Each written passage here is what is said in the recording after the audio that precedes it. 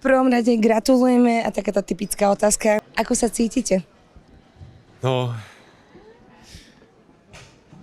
ja to ani neviem úplne nejakým spôsobom popísať, pretože ešte stále som a myslím si, že za nás oboch môžem povedať, že sme v šoku.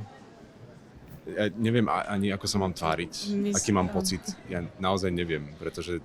Myslím, že sme obaja rátali, že Zuzka je jednoznačná kráľovna tanečného parketu, takže my sme vlastne aj tak bez súťaženia išli do tohto finále. Tak mali sme od začiatku, teda nemali sme pocit, že by sme nejakým spôsobom súťažili.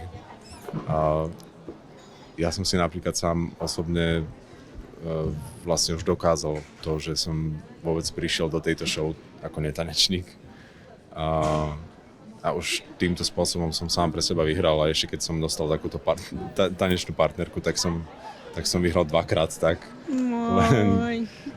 Viete, on ma veľa nechválil za tých 10 týždňov, tak ja si to teraz užívam.